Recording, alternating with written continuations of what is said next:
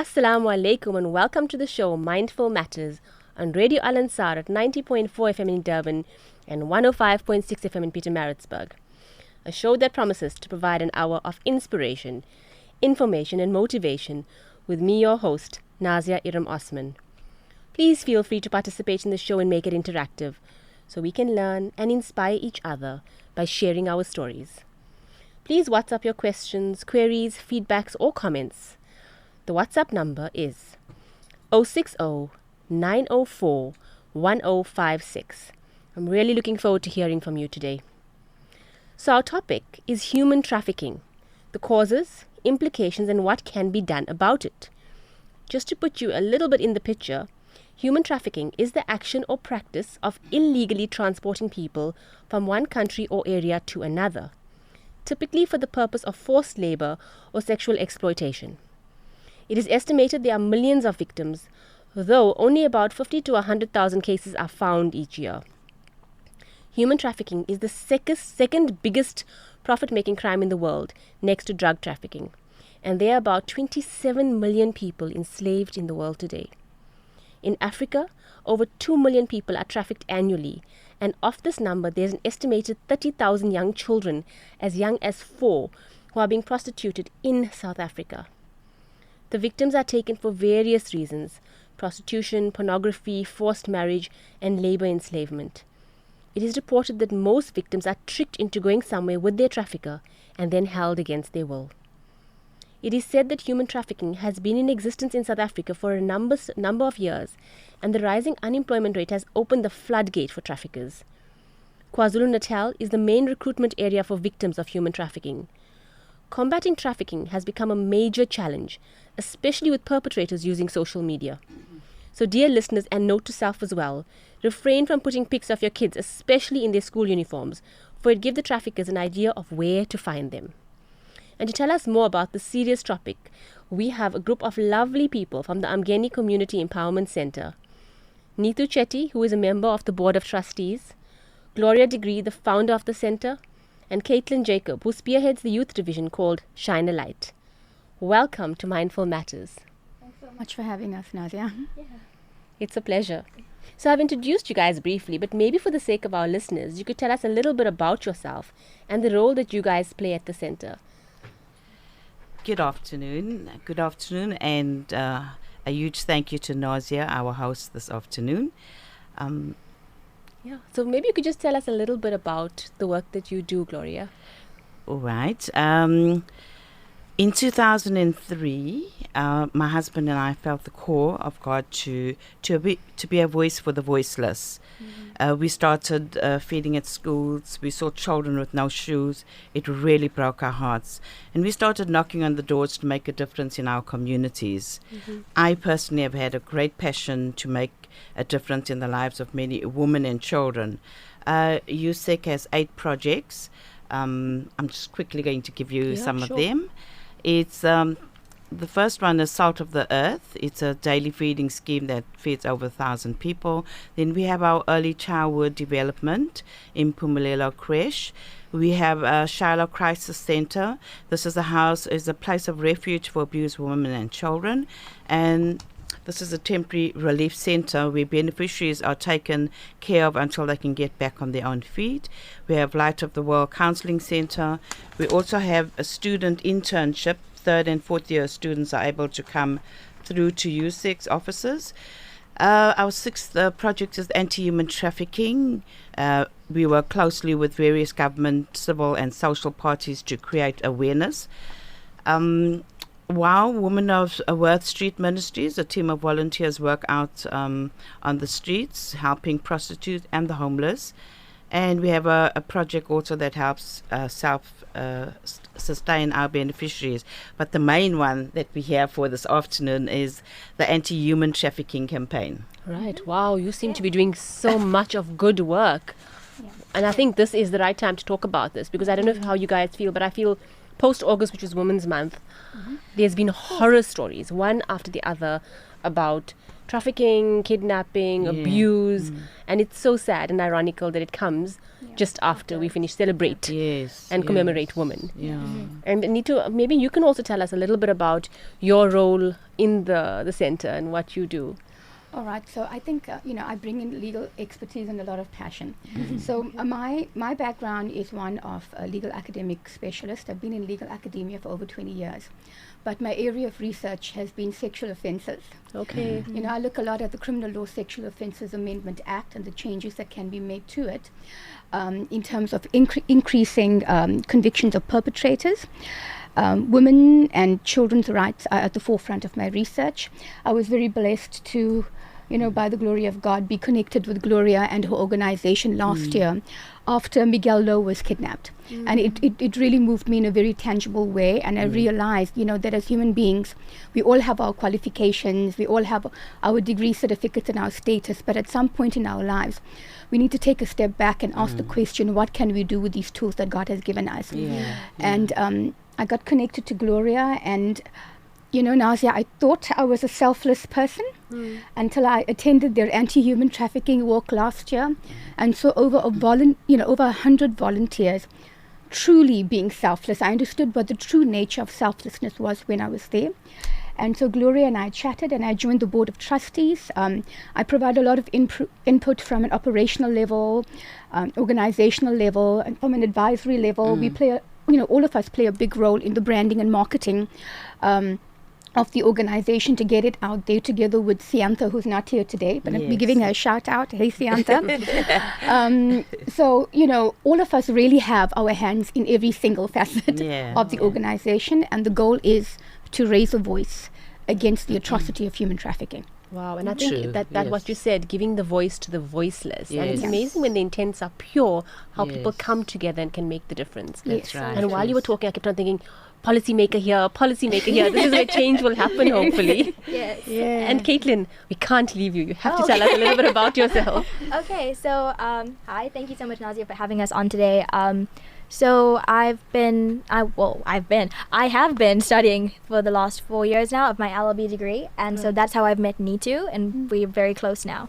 Last year I had the opportunity to do my honors thesis on anti-human trafficking, particularly in terms of child sex trafficking. And because something that was so heavy on my own heart, Neetu reached out to me and a few kids from my class as well, and we got together and decided that enough was enough, and that the youth are in such a precarious place in society where with the advent of social media we can affect so much more change than what could have been done 50 years ago. And we wanted to harness that and use it to educate more people on what is human trafficking, what are other social issues that we have, and more than just acknowledging it, how do we address it, what positive action do we take now.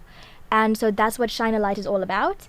And I'm so blessed to have a wonderful team like UCEC supporting me and guiding me and continuing to just have literally hold us in the palm of their hand and knowing that they're constantly keeping us in prayer, which is wonderful to have. And to my team who couldn't be here today, I love you all so much, and thank you for constantly putting up with me and my wild ideas. So to Caitlin Richards, Caitlin Hay, to Liam, to Natasha, to Juliet and Luke, thank you guys so much, and Kashmir, I really appreciate everything you guys are doing. You have such pure intentions, and the world is going to see so much of change because of you guys. Absolutely. I wish I could can her enthusiasm and energy. We could sell this. But, and I can hear the passion in all of your voices. And it comes up. Why human trafficking? Because it's not really spoken about. There are many other pertinent issues that people focus on more. Only recently I've been seeing it seeping up there. Why human trafficking? Why the interest? USIC is a member of the KZN task team, and we've been for a number of years working with the street WOW ministries, that's Women of Worth Street Ministries, which actually gave us insight into the woman and people being trafficked long before people started talking about trafficking. We witnessed the ladies, the prostitutes on the street. Not all of them are there because they want to prostitute themselves. Many are hooked on drugs and work to feed their addiction, but some of them are against their will. They're actually trafficked. And for a number of years, we actually helped some young people come out to the city just to visit, and they end up being trafficked. They end up sitting in these places, hooked. The guys, the pimps won't let them go. And so that gave me the interest on human trafficking, and that is the reason we joined the task team, which is the HHPBB, which actually is the... let me just read that whole thing for you. It's the harmful human trafficking, harmful traditional practices, the pornography, prostitution, and brothels, which we're very close to. We're working with all that. And as a member of the task team, our mandate is to reach the schools. Throughout the year, we reach over 10,000 young people. We go to companies as well. We go to whoever allows us to come in and speak to them. We're out there. Right. And I think when you think prostitutes, you think there's not a lot of sympathy or empathy towards them. But what you're saying is that all of them are there voluntarily. A lot of them have been brought against their will and put in that position. Yes. And once again, they are the voiceless, because who wants to listen? Absolutely. You know. And I'm just wondering, who are these people? We keep on talking about these people who actually make it their business to traffic people. Are they syndicates? Are they individuals? Who are these people?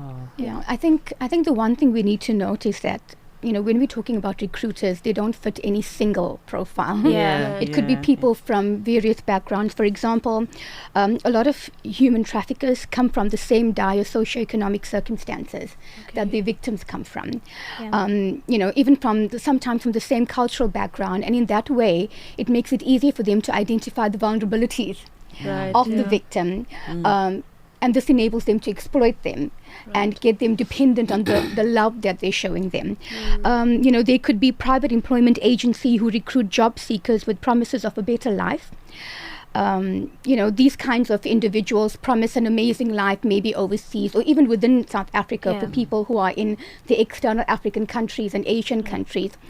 But at the end of the day, the entire purpose of arranging that illegal visa and promising you that amazing life is to exploit victims. So here's a tip. If the job offer sounds too good to be true, that's exactly what it is. You know, look into it and don't take it up. You know, I think Caitlin touched on this earlier on. The most common form of trafficking with teenage girls and boys is on social media platforms, where they DM you on Instagram, or they message you privately on Facebook, and they want to meet you, or they offer you a modeling option and they ask you to please model their brand on Instagram for them. At the end of the day, you know, this is all bait strategies to reel you in, and then they start complimenting you. They usually try to, you know, they go through social media sites and platforms, and they look for those people who are exhibiting signs of insecurity. Vulnerable people. Right, and I just want to flag that for parents who are listening in on this. We're not saying micromanage your kids. We are saying be aware of what it is that they are doing on social media. Have a conversation with them. I'm going to give you an example. My daughter is 19 years old, and I have a 16-year-old. We still have a look at their social media platforms, and we educate them on what the risks are, to such an extent that if they get someone DMing them with an unsavory message, I mean, what does a 34-year-old man want to do with a 19-year-old child? They come to us. It's like, Mom, Dad, I'm very concerned about this. It's like, just block the person. Don't respond. Advise your kids not to respond. And if you're a young person listening in right now, don't assume that your parents have the worst interest for you. At the end of the day, you know, they have the experience and the wisdom, and they know what to put in place to protect you. And I just want to mention a last one very quickly. The most common form of recruitment is something called the lover boy method. So lover boys are human traffickers who operate by trying to make young girls or boys fall in love with them. Sometimes they manipulate young people in other ways. Once they have victims under their influence, they exploit them, for instance, in the sex industry. Other ways people have been trafficked include abduction and false, you know, promises of immigration and a better life. They can be, you know, traffickers can be lone individuals or extensive criminal networks, pimps, gangs, believe it or not, family members, Yes. community members, Yes, labor yes. brokers, employers of domestic servants, also small business owners, believe it or not. word. Yes. Large factory owners have all been found guilty of human trafficking. At the end of the day, the common thread is their willingness to exploit other human beings for profit. Yeah. And I was hoping you just give me a profile or a face, that you just be aware of this one, and that would Yeah. be easy. Yeah. But I hear what you're saying, and that the one big thing comes up for me is trust. Yes. It seems like these people, I use that term again, are experts at winning your trust. That's right. Right, and then it Yes. sounds like a slippery slope. We'll probably start off small, test this person, see how it's going, and build up from there. Yes, yes. And I think Caitlin also touched on this. That social media can be a tool for such great work, but also it can be so dangerous if not managed Yes. properly, or if in Yeah. the hands of those that are very naive and innocent, and put stuff out there and you don't realize the implications. At the end of the day, social media is technology, and technology is just a tool. It Right. depends on whose hands it's in. So And inherently, that's the it's not good or bad. It's, Yes, it's how not, it's used. Yes, it's how it's used, and it's the intention behind it. That's an issue. Yeah.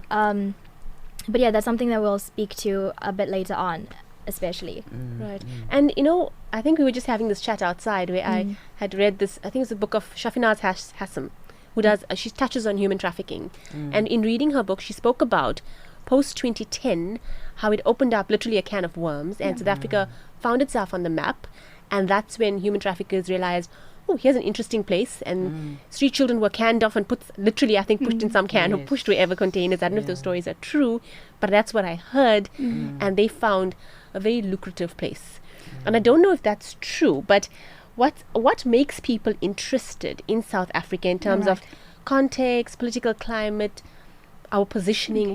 How are we of interest to them? All right. So I think, over the past month and the spike in media reports of gender violence, Yes. right, is one of the reasons why South Africa is an attractive destination for human trafficking. Over and above that, it's, with our high rates of domestic abuse, drug abuse, rape, murder, it perpetuates an environment where the vulnerable are prone to exploitation. And if the field of product that they want to market looks lucrative and fertile, of course, the traffickers are going to want to grow in this area. This is what makes it a breeding ground for traffickers. South Africa's location also makes it easy to travel to and from other countries by air, sea, and by road. And South Africa is also a source, transit, and destination country for human trafficking. Trafficking happens internally between provinces, as well as externally across our borders. And it's the perception of economic prosperity in South Africa that lures people from all over Africa and Asia with the premise, with the promises of a better life. Added to this, this is a positive and a negative. We have very reliable internet, phone lines, and banking systems in South Africa, and that's great for us who want to function in everyday life. But because it's so good, it's a wonderful tool for traffickers to use to lure their victims in, to set up their businesses, to become lucrative in what it is that they are doing. I think also very important to note is that South Africa's socio-political and economic context, with its poverty, with its inequality and unemployment, poor education system, makes it a breeding ground for trafficking. Also, widespread corruption on various levels of government. I'm sorry to say this, but there are loopholes in government. There are loopholes in the police force. There is poor border crossing patrols. People are subject to bribery. Yes. And I want to state this at the outset. These are not problems that are unique to South Africa. Our police force does a good job. But there are still those loopholes and elements that are subject to bribery. So it's not problems that are unique to us, but it's a problem that we have. And it's a problem that needs to be dealt with. Yes. And I think it's interesting, you spoke about, look, there are certain individuals where you said they're prone to being vulnerable and they're looking for acknowledgement and they're easy to lure. But on a broader system, there are systems that are supposed to be in place to keep us safe. Yes. And socially, politically, even culturally, some of those systems are failing us. It And is. that's Sure. what it makes it a breeding ground. And I love the term used, breeding ground, because that's the picture that comes to mind. Yes. That if we were at a better space, would we be this vulnerable and exposed? And it's interesting because just today I was reading up on it, and at one point it says KwaZulu-Natal is the most popular place for these people. Another place says Cape Town. Here I read some children as young as 4, which really petrified me. Yes. And then I read somewhere where it says, no, it's more from 21 to 35. So there's such varying information out Yes. there. So this morning I'm like, oh my God, what are the stats? Who's more affected? And I'm assuming that females are more affected because Yes. I'm assuming we are, because of who we are more vulnerable as the gender. But I beg to differ. I mean, you could definitely, I hope you change that for me. What are the stats? Who's more affected? Yeah. What age group? Maybe It's you so could just let us difficult to know. give stats because, okay, for instance, there's a current case now where this child, they're terrified to let anyone know what's going on because they've been threatened. Okay. And there's lots of cases like that, Mm. that people don't go on air or don't go to the police. So it's not reported. It's not, so Yes. it's not reported, but there are lots of cases like that. Yeah. Because I heard somewhere that only 1 to 2% of these people actually reach out for help and are found. Yeah, And that's correct. terrible statistics. And that's why we have this awareness walk. We're wanting people to know Yeah. that Yes. we are there. We're there and they for can them. reach out They to can you. reach out to us, yeah. You know, and Gloria raises a very important point. She's highlighted the elusiveness of this Yes. event. Yes. Currently there's no official database in South Africa on human trafficking and crime codes in the police service, meaning that the complexity of each incident cannot be accurately captured. Yes. For sure. There has, however, been research being done by the United Nations Office on Drug and Crime 2018 global report on the trafficking of persons that indicate that most of victims detected across the world are indeed females, like you mentioned, mainly adult women, but also increasingly girls. Okay. From their information, and again, this is not set in stone, 95% of victims experience violence in trafficking, and this figure represents both physical and sexual violence and applies to both men and women. Some victims are forced into drug addiction. Law enforcement in South Africa had reported that traffickers drugged victims to coerce them into sex trafficking. Currently, it is estimated that 1.2 million children are trafficked each year, according to UNICEF. Traffickers recruit children and give them fake ID documents and, are most likely a part of a network of organized criminals. Additionally, due to the high prevalence of HIV/AIDS in South Africa, many children are left without parents and in poverty, making them more vulnerable to these kinds of diseases that come with being trafficked and being subject to further sex slavery and sexual violation or prostitution. Sure. Yeah. That's quite scary stuff. Yes, Now yes. tell me, is it, or from what you know, the 4-year-old, because I think that just stuck in my mind, age-wise, does it make sense to take children? What would they do with children? So, if I could, Okay. okay. So, human trafficking in and of itself is an atrocious human rights violation to begin yes. with. Yeah. Particularly when it comes to children, you just kind of dive into this darkness that is you can't quite put words to. Yeah. Children are often trafficked for sexual exploitation, Mhm. and it makes me sick to my stomach to think Yeah. that yeah. somebody is sexualizing a s- baby, a Mm. literal child, but that is Yeah. the honest to goodness truth of the situation. Yeah. There are instances where women are being trafficked into sex rings, and men quite literally buy them to impregnate them, and then it's how the cycle continues. There's so many cases at the moment where women have only been rescued and found in their 30s, and they tell you have testimonies of giving birth to multiple children and having that baby ripped from their arms and not knowing where these children are in the world, and you can only imagine what has happened to them since then. Right. And it's kind of just the cycle of it all, because from there, if this child is taken with no sense of identity or self-worth, it's easy to become accustomed to this lifestyle and Because not know it's any their better. norm. It's That's the what's norm. sad. It's the Yeah. norm, and it's Yeah. very sad and troubling. And it is, because it's a matter of these kids being conditioned once they're taken. It's a matter of them being injected on their hip and drugged so that they can't run. Yes. Once they're taken, and I'm so sorry to have to be so brutal with this. It's a matter of them changing hands within a minute, many Yes. hands within a minute so that they cannot be detected. It's a matter of them being conditioned by being broken in by multiple rapists.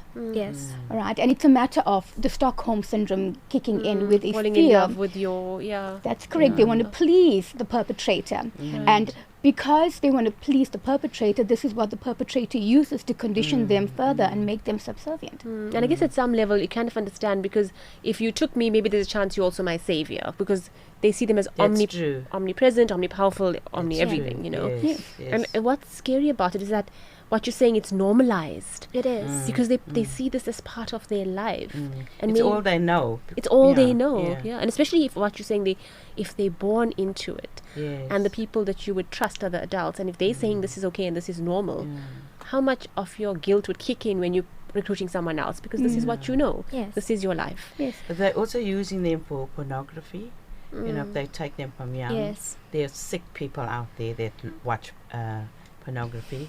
And so, That's quite, that's And quite also scary. to steal organs. Organ That I was just going to bring Yes. that To up. steal You know, I know organs. back in the day it was, but is that true? Do they actually Yes. take people to Yes. steal organs? Absolutely. Yes, it is.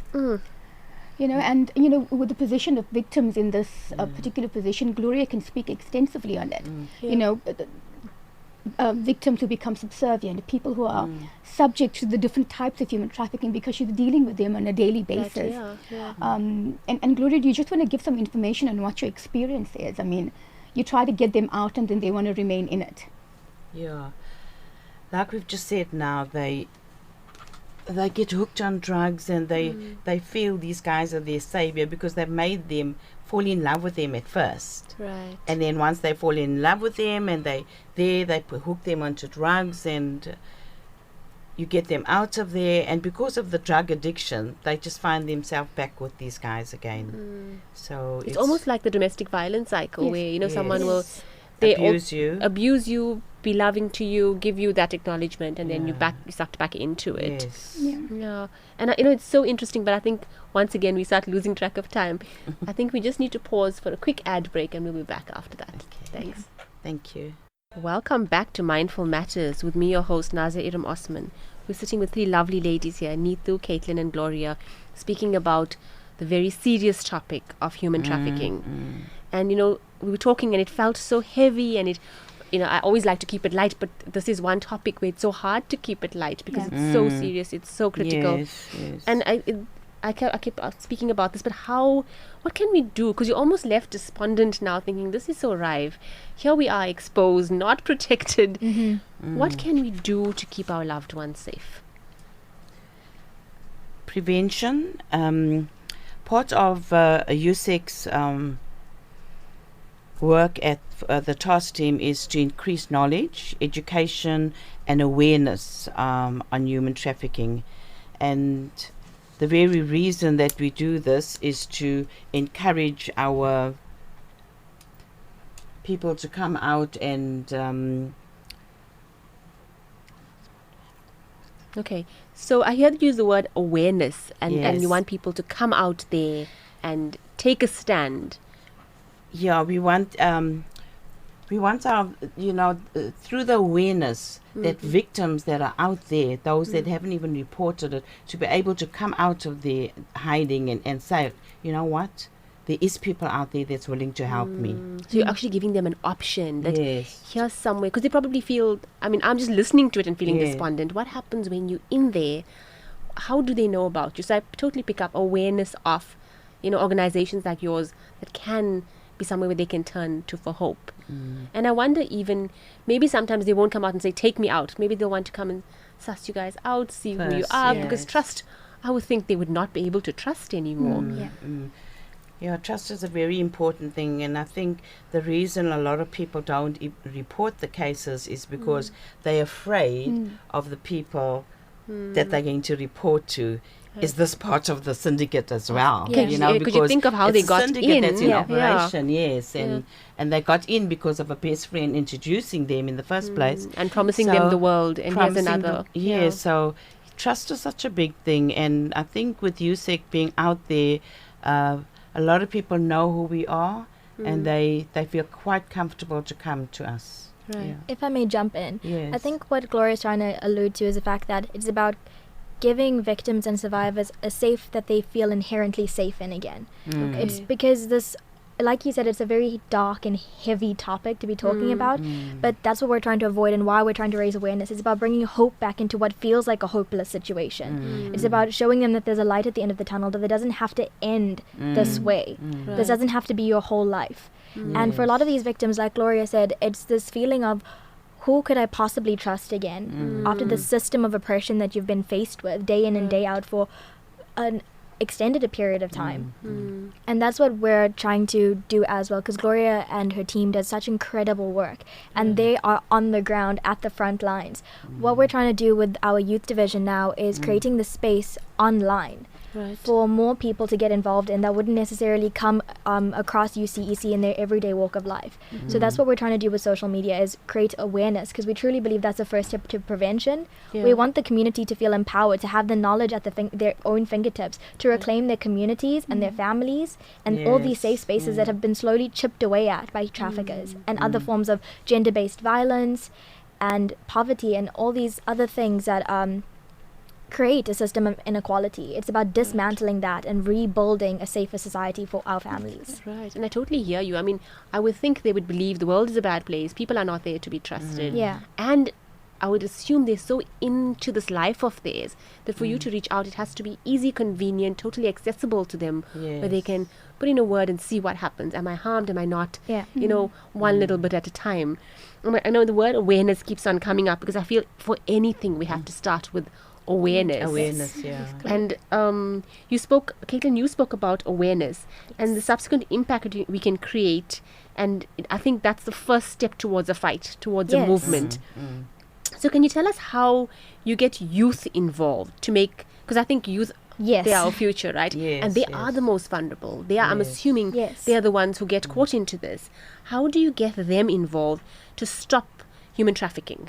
Because, So, from looking at global media at the moment, we know that young people, if you're going to label them, then millennials and Gen Zs are at the front lines fighting constantly for social change. I think our generation has come to a point where we're done waiting around for somebody else to do it for us, and we've decided to take the power back.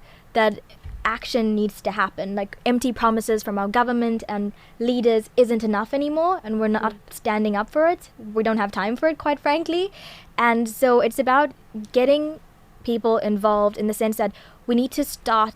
It's just like charity, everything starts at home. It's about sitting down and having open and meaningful conversations in a home environment, and allowing that to bleed into our school systems, our university, our workplaces, and further.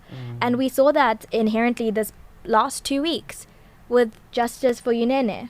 Right. It's so important. What an impact. The impact is incredible.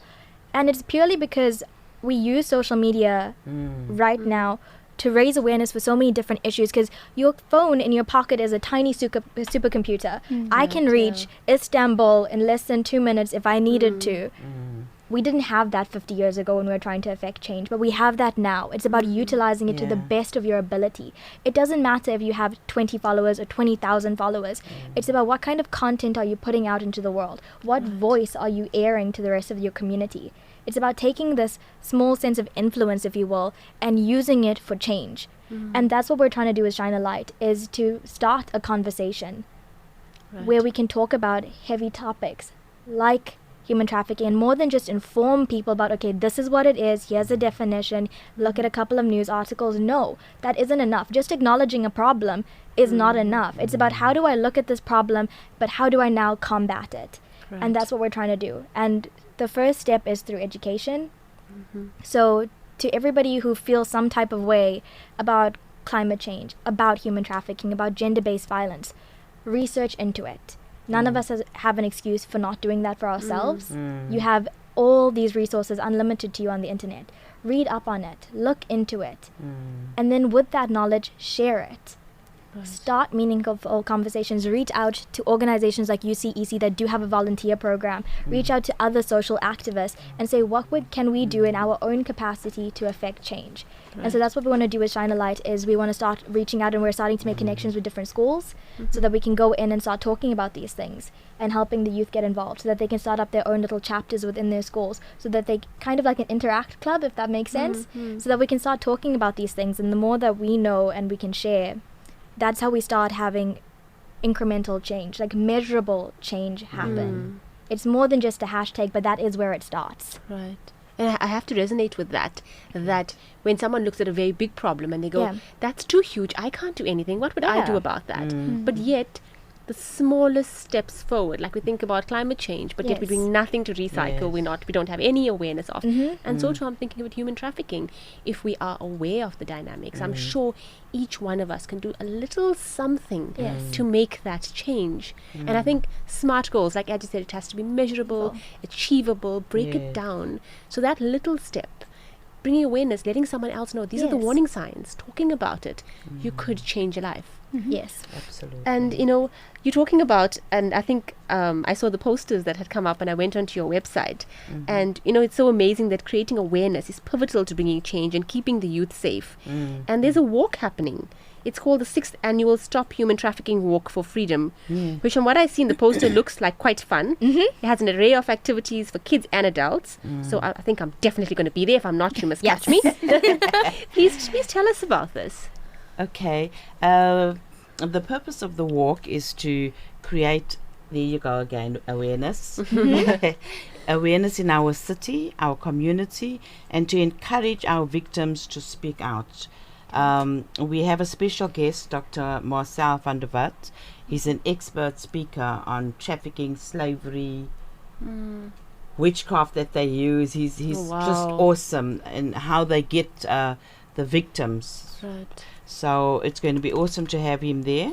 And also, we have a kiddies corner. We have puppet ministry to teach the kids in their language, we have speakers. Also, the second part of it is to raise much needed funds for our crisis center, for our women and children, and also for our anti-human trafficking campaigns, which we have throughout the year. Like I said earlier on, our mandate is to go to the schools, through to the varsities, and throughout the year we are taking out flyers, talking to the young people. And so, that's going to be, there's also going to be lucky draws for our walkers and trophies and cash prizes for our runners. There's enough incentive to be there. I got sold at the puppet shows. And then also we have finish time, which you can have vitality points. Even better. It's our first time this year having all Discovery members. Vitality points are there. But more importantly, although we're having all this fun and we're encouraging families to come, the whole thing is to listen to Dr. Marcel, and also we have self-defense. We've got someone who's going to show us how our children can defend themselves if they are trafficked. I don't know if you've been listening, but there's a lot of children that have been just snatched and taken away, but a kid can know how to defend her or himself. Right. So we're going to have a little bit of that. We're going to have aerobics warm-up before our run and also before the walk. Right. I mean, I hear the horror stories at the mall, and I know that because that's where usually they say they take them to the bathroom, shave their head, they look different, and always tell my children, do not feel shy to just scream. Yeah, if you teach them self-defense, if they just fall on the floor and they refuse to move and make a scene. Yeah. There's some acronym for that, isn't it? Like drop on the floor and... Yes. Be a kid.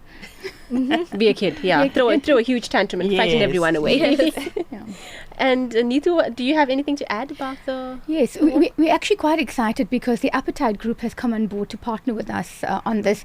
So I'm assuming that, and I'm hoping that most of your listeners are a member of the group on Facebook. They have over 250,000 followers, and it's founded by Imran Omar and his wife Kelly Jade. Okay. So they've come on board, and they've invited all of their followers to come and do a cook-off. Apparently they've been wanting to do this for quite some time. Right. So they're using the 6th annual Stop Human Trafficking Walk to do just that and to educate their followers on what's going on. The one thing I just want to encourage your listeners to do is, get onto our websites. Caitlin will speak to it just now. Register, come and join it, come and make a noise with us. It's all about making a noise. A snowflake, as it's rolling down the hill, develops into a snowball, and it has the greatest effect. You may think, as Nazia has mentioned, what can I do as one lone person? So I have a question to you. How do you eat an elephant? One bite at a time. Yep. I try not to eat elephants, really. Right, neither can I, but let's just go with it for now, Nazia. So you have the power within you to initiate change. You have the power within you to rip off the Band-Aid, which has been hiding this festering, thing of human trafficking. Bring it to the surface. Let's fix it up. Let's raise a voice together. Let's accelerate change in our communities. Right, that's beautifully said. I love that. That's excellent. So for all those that think they can't do anything, just be there. Join these kind of movements. Together we can make the difference. Together, and we can make noise together. That sounds amazing. Right, And eat an elephant one bite. Oh, goodness. And I don't know, Caitlin, do you have anything to add? So you can, like Neeti said, it's about getting in contact with community outreach programs like ours that do so much of good work from the ground up. So you can find UCEC at www.ucec.org.za. You can follow them on Instagram at UCEC_Durban. And if you are a young social activist, like below the age of 20 or even up, you can follow us at Shine a Light 031. And you can get in contact with us if you want to come out and join the team and help us write blog posts about different social issues that you feel strongly about. Right. So even if I'm young at heart, I can't join because I'm No, over you 20? can. But we are trying to utilize the youth. I'm teasing you. I had to do that. Are there any final words of wisdom or caution that you think our listeners would benefit from? I would say always let your friends or family know your location or the kind of transport you're using. Right, and I always tell my son this: if you're using an Uber, screenshot and send me because small things like that could keep you safe. True, absolutely. Have a password with your family. If something happens to you, and if you can pick up the phone and just mention the password, then your perpetrators don't know what you're talking about, but your parents know immediately. My child's in trouble. To keep communication lines open. Open. All right. And just a word from advice from me. Don't be overcome by the fear of the conversation. Yeah. Right. Don't entrap yourself into the euphoria of, oh my God, this human trafficking, I can't live.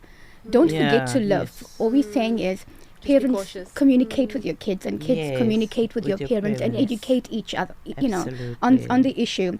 And that's the first step towards protecting yourself and protecting your families. Right. And I think children that are well informed, well loved, to some degree, I mean, not saying it doesn't happen, but to some degrey, they're not looking for that affirmation out there. And thus probably a little bit less vulnerable. Yeah.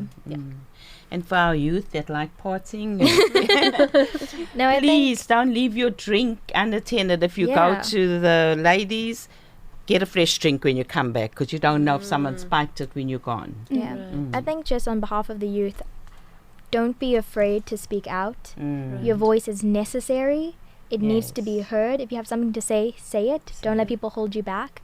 Because in situations like this, it's not about giving a voice to the voiceless. It's about creating a space, physically, intellectually, online, where people who have been deliberately silenced or conveniently unheard can finally share their stories and their lived truth and their lived experience. Wow. It's about allowing people that space.